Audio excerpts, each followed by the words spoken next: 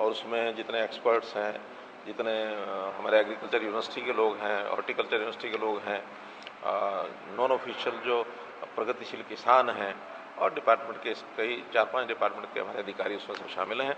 खुल करके चर्चा हुई है। उसमें कुछ कमेटियां बनाने का भी आज एक प्रस्ताव पारित किया है कि जैसे सॉइल के नाते से, जैसे क्षारीय पानी जो है उसका उपयोग करना, जैसे और अलग जो एक्टिविटीज़ हैं, जो खेती के साथ जुड़ी एक्टिविटीज़ है, जैसे किसान की आमदन बढ़े, तो ऐसी सारी चीज़ों के लिए अलग अलग कमेटियां बनाने का प्रस्ताव किया। अगली बार मीटिंग में वो सब कमेटियां अपने अपनी कोई ना कोई रिपोर्ट्स लेकर के आएंगी। तो इस प्रकार का किसानों के हित में प्राधिकरण का तो कमेटियों को किस तरीके से कैटेगरीज रखी गई है, जल को लेकर के, सॉइल को लेकर के, क्या क्या कैटेगरीज? उसमें उन्होंने कहा ना 5-6 कमेटियों का एक विचार आया है, तो 3 महीने के अंदर इन कमेटियों का गठन होगा, एक एक मीटिंग वो करेंगे। 3 महीने के बाद फिर से प्राधिकरण की मीटिंग होगी, उसमें रिपोर्ट अपनी देंगे। किसान कल्याण प्राधिकरण का पूरा जो प्रारूप है जिसमें किसान या तमाम जो लोग आपको रखने हैं पूरा बन चुका है या वो सब बन गया, उसकी रचना बन गई है। वो जो कुछ हमारे 5-6 मंत्री हैं, मेरी चेयरमैनशिप में वो कमेटी बनी है, कुछ अधिकारी हैं। कब तक कमेटी बन जाएंगी? कब तक? 3 महीने के अंदर बताया ना, कमेटियां बनेंगी भी, एक मीटिंग भी करेंगे और 3 महीने के बाद ये सारी अपनी रिपोर्ट भी देंगे। सर, संसद के अंदर आप किसानों की बात कर रहे थे सर बेहतरी के लिए, लेकिन अभी भूपेंद्र सिंह हुड्डा का बयान आया, वो कह रहे हैं कि प्रदेश की सरकार की अनदेखी के चलते किसानों की हालत खराब है, जगह जगह जल भराव हो चुका है, उसकी निकासी का कोई प्रबंध नहीं है, बीमा कंपनियां मुनाफा कमा रही है, किसान जो है वो बर्बाद हो रहा है। ये अभी उनका रटी रटाई बातें करना अच्छा लगता है, उनको कुछ नई खोज इसमें करनी नहीं पड़ती है।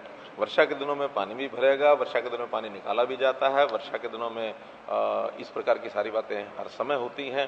प्राकृतिक चीज़ों को हम रोक नहीं सकते हैं, हमारे यहाँ तो व्यवस्थाएं फिर भी अंडर कंट्रोल हैं।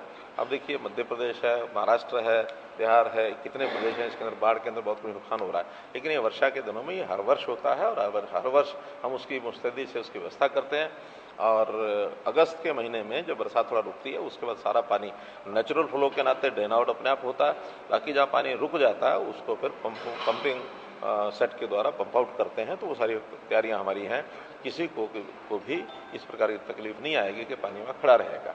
और जहाँ तक किसानों की बाकी सुविधाएं हैं, सब सुविधाएं हम दे रहे हैं, चाहे उसके बिजाई के लिए खाद की व्यवस्था होती है, बीज की व्यवस्था होती है, इम्प्लीमेंट्स जो हम नई नई योजना रोजाना दे रहे हैं कि उसके अंदर हम उनसे रजिस्ट्रेशन कराते हैं कि कौन कौन से किसानों को एप्लीकेशंस चाहिए, उसके अंदर सब्सिडी भी दे रहे हैं।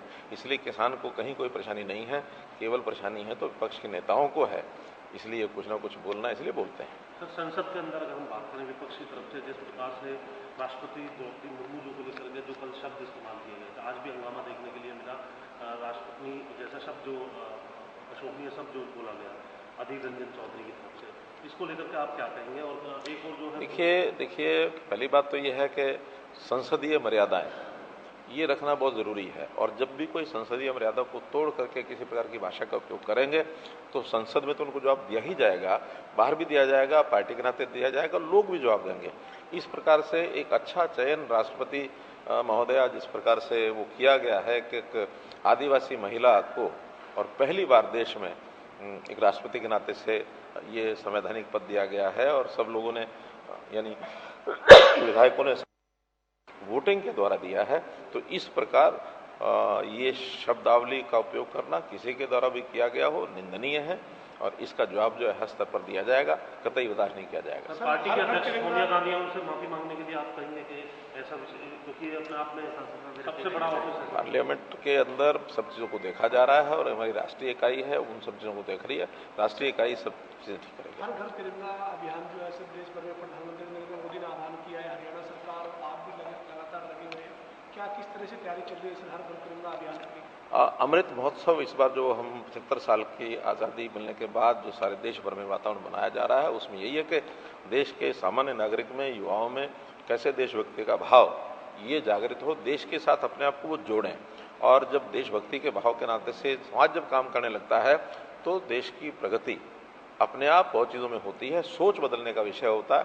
तो इस प्रकार इस अवसर का हम आह्वान करते हैं कि घर घर तिरंगा, या हर घर में तिरंगा लगना चाहिए। इसमें सरकारी व्यवस्थाएं भी काम आएंगी, इसमें एनजीओज भी काम करेंगे, इसमें अन्य संस्थाएं भी काम करेंगी। हमने तो ऑल पार्टी मीटिंग भी की और पार्टी के सब पार्टियों के नेताओं ने भी इस बात को सराहा है कि तिरंगा लगाने में किसी को आपत्ति भी नहीं है और वो भी योगदान करेंगे।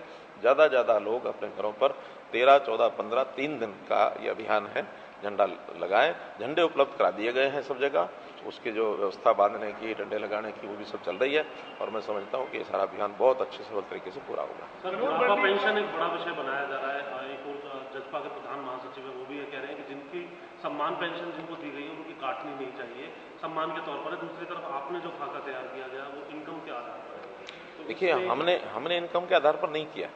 पहले दिन से चौधरी देवीलाल जी ने जब शुरू किया था तब भी इनकम थी, बाद में लगातार उसमें इनकम की बढ़ोतरी होती रही और इस समय जो इनकम का क्राइटेरिया है 2 लाख रुपया, यानी कपल की, जो बुजुर्ग हैं वो पति पत्नी की दोनों की आय 2 लाख रुपए तक है तो ही उसकी ये बुढ़ापा पेंशन बनती है, इससे ऊपर की नहीं बनती है। लेकिन कुछ लोगों ने जब कभी चेक नहीं किया, कभी उसका कंट्रोल नहीं किया और अच्छी इनकम के ऐसे जो लोग हैं उनकी भी बुढ़ापा पेंशन बना दी गई है।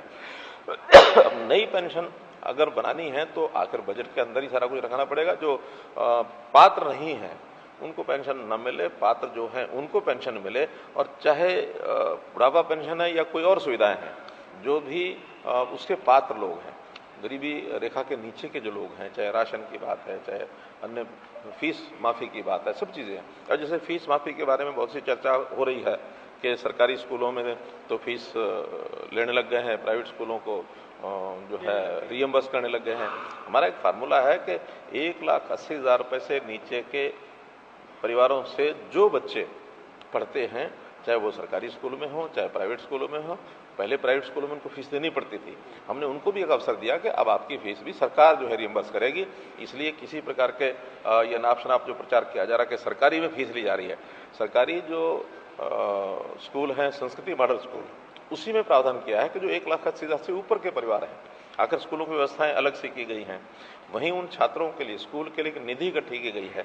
नॉमिनल सी फीस उन परिवारों से ऊपर से ली जाती है जिनकी आय 1,80,000 से ऊपर है, और वो भी केवल संस्कृति मॉडल स्कूलों में। अन्य स्कूलों में कहीं कोई फीस ऊपर नीचे कहीं भी किसी से नहीं ली जाती है। ऐसे ही राशन कार्ड है, राशन कार्ड भी जो बीपीएल के लोग हैं उन्हीं के राशन कार्ड ऑटोमेटिक बनने लग गए हैं। जो बीपीएल के नहीं हैं उन्होंने अगर गलती से बनवा रखे हैं तो उनके वो कटेंगे ही। आखिर एक न्याय की व्यवस्था है तो न्याय सबको ही इसका पालन करना चाहिए।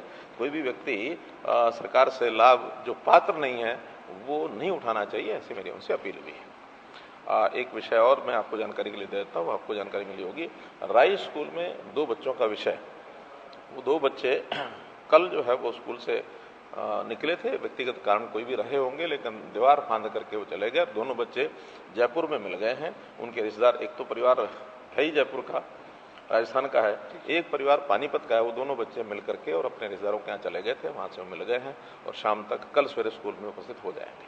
सर, ये जो अभी पेंशन में वृद्धि करने की जो हर साल करते हैं तो इन दिनों में है ये? देखिए, ये पूरे टर्म की बात होती है, 5 साल में अंदर कहीं तो 5 साल के अंदर धीरे धीरे करके पूरा करते हैं।